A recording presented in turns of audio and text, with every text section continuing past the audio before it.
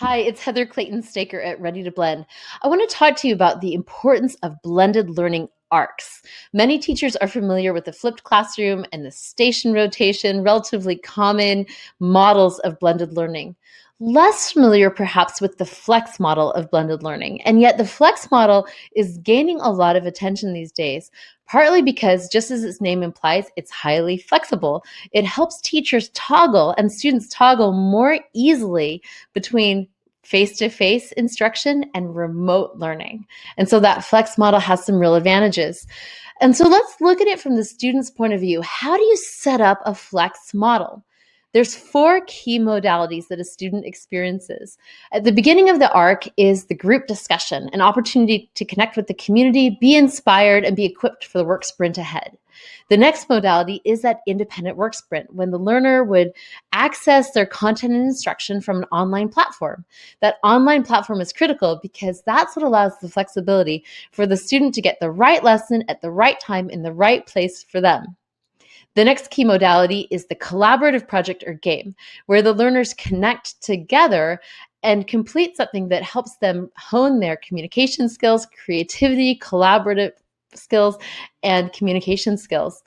And then they typically would close with another group discussion.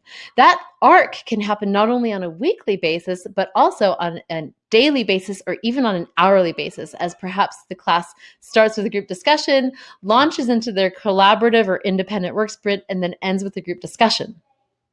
Now let's look at what's happening for the teacher during a blended learning arc, because for many teachers, they say that that's their favorite benefit, is the effect that a blended learning arc can have on a teacher. Specifically, a blended learning arc can free up a teacher's time. And that resource proves to be so helpful for teachers. So when after the group discussion, as students launch into their independent and collaborative work, the teacher now has time to meet one-on-one with each individual student for one-on-one check-ins. And by personalizing the learning and meeting one-on-one to give individual tutoring, support, feedback, and coaching to each student, that's where they unlock a lot of the main benefits that can come from a blended learning arc. And then the teacher returns to the group discussion to close out the block.